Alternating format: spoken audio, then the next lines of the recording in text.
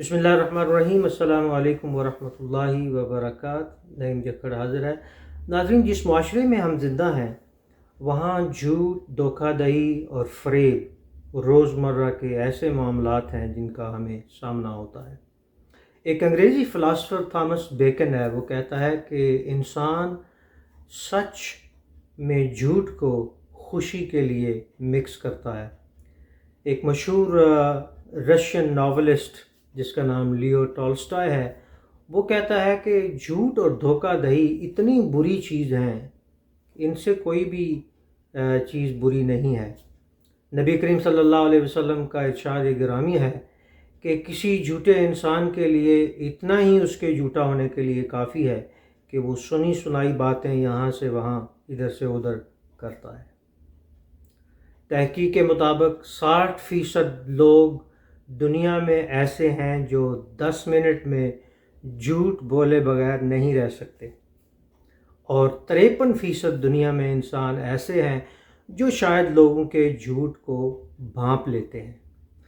تو یہ ایک ایسا میدان ہے جس میں ہمیں بہت سارے چیلنجز کا سامنا ہے۔ کیا یہ ممکن ہے کہ ہم کسی جھوٹے کا جھوٹ پکڑ سکیں؟ جی ہاں، آئیے آج ہم اس موضوع پر بحث کرتے ہیں اور ہم دیکھتے ہیں کہ کسی جھوٹے کا جھوٹ کیسے پکڑا جا سکتا ہے۔ دیکھیں، سب سے پہلی بات ناظرین یہ ہے کہ ایک چیز ہوتی ہے کامن سینس۔ اگر عام طور پہ کسی انسان کو کامن سینس یا کامن نالج کا پتہ ہے تو کم از کم روزمرہ کی بنیاد پہ جو جھوٹی باتیں کی جاتی ہیں یا جھوٹی انفارمیشن دی جاتی ہے اس سے بچنا بہت آسان ہے۔ آپ جانتے ہیں کہ ایک چیز جو ہے اس کی کیا ویلیو ہے، اس کی کیا خوبیاں خامیاں ہیں۔ آپ کو کوئی معلومات دیتا ہے، مثال کے طور پہ آپ کو ایک موبائل فون خریدنا ہے اور آپ پہلے سے مارکیٹ میں اس کی ویلیو کو جانتے ہیں، تو کوئی آپ کو جھوٹی پرائس بتا دے گا تو آپ اس کا بخوبی اندازہ کر لیں گے۔ دیکھتے ہیں جھوٹے انسان کے بارے میں کہ سائنس اور جو مختلف قسم کی تحقیقات ہیں وہ کیا کہتے ہیں۔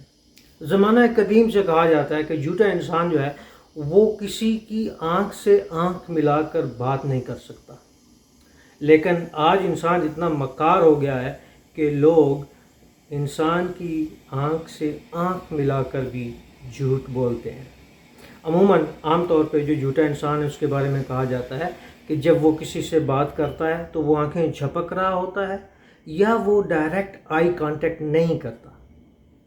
تو اب جب ہم اس سے آگے بڑھ گئے ہیں اور جھوٹ ایک باقاعدہ پیشہ بنتا جا رہا ہے اور ایک اسکل بنتا جا رہا ہے، مہارت بنتی جا رہی ہے، تو پھر سائنس نے کچھ مزید چیزیں جو ہیں ہماری آسانی کے لیے، تحقیق کرنے والوں نے، نفسیات دانوں نے، وہ ہماری آسانی کے لیے کچھ مزید چیزیں بنائی ہیں۔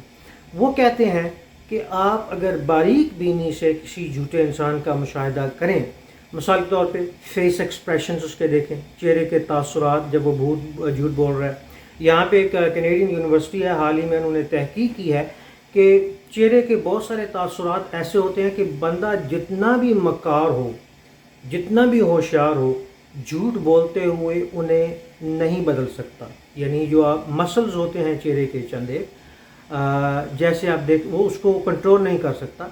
آپ دیکھ سکتے ہیں کہ جھوٹا جو ہوتا ہے، جھوٹا شخص جو ہوتا ہے، اس کے سٹنگ پوسچر بالکل کمفرٹیبل نہیں ہوگا۔ اگر وہ کھڑا ہے وہ صحیح طرح سے کھڑا نہیں ہوگا۔ اس کی موومنٹ جو ہے جھوٹ بولتے ہوئے، جھوٹی اسٹیٹمنٹ دیتے ہوئے، وہ بیلنسڈ نہیں ہوتی ہے۔ اس کے بعد ایک چیز جو ہے وہ ہے مسکراہٹ۔ ایک چیز ہوتی ہے مسکراہٹ اور ایک چیز کو ہم کہتے ہیں بیمار مسکراہٹ۔ اگر کوئی جھوٹ میں آپ سے مذاق کر رہا ہے عموماً تو بعض انسان جو ہے وہ اپنی مسکراہٹ پہ قابو نہیں پا سکتے۔ اسی طرح اگر کوئی جھوٹ بول رہا ہے تو اس کے چہرے پہ ایک عجیب سی بیمار مسکراہٹ ہوتی ہے، جس سے آپ اندازہ لگا سکتے ہیں کہ وہ آدمی جو کہہ رہا ہے وہ حقائق پر مبنی نہیں ہے۔ ہمیں نفسیات دان یہ کہتے ہیں کہ جب کوئی آپ سے بات کر رہا ہو تو آپ یہ دیکھیں کیا وہ بات کرتے ہوئے مطمئن اور خوش ہے یا وہ سٹریسفل ہوتا ہے۔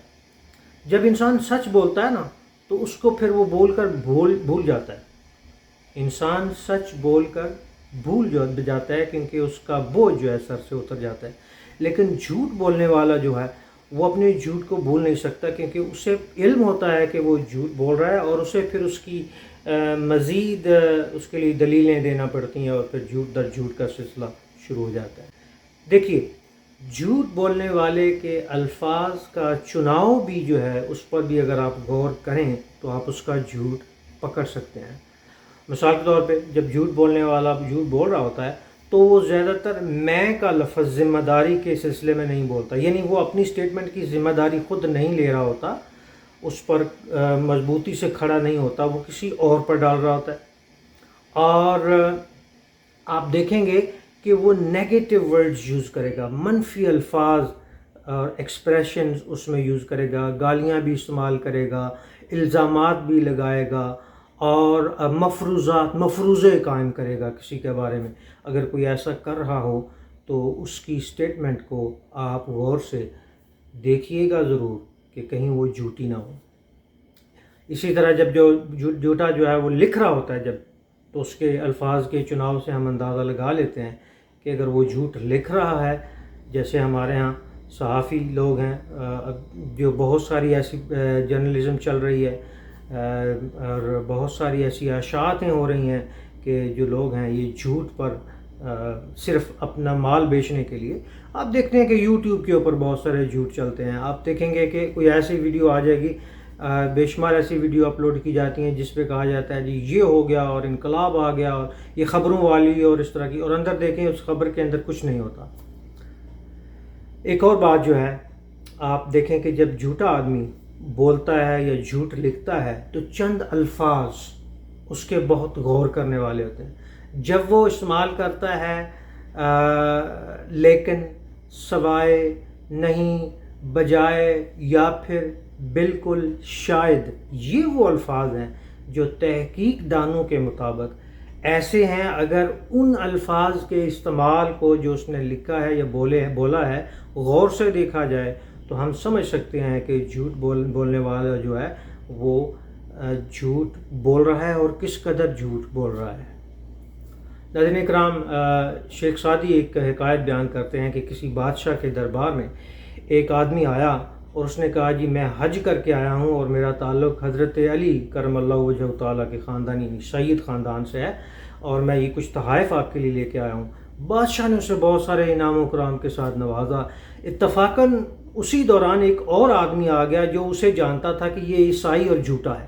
اس نے بادشاہ کو جب بتایا تو بادشاہ نے اس سے سارے انعام و اکرام نہ صرف واپس کیے بلکہ کہا کہ اس کو سزا دی جائے اور محل سے باہر نکالا جائے.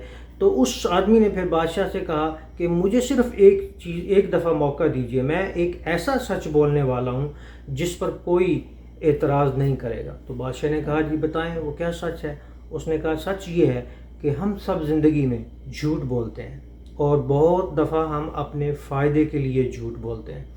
بادشاہ کو اس کی یہ دلیل پسند آئی، اس نے اس کو انعام و اکرام جو ہے وہ واپس کیے اور اسے کہا کہ بہرحال اس کو محل سے فارغ کیا جائے.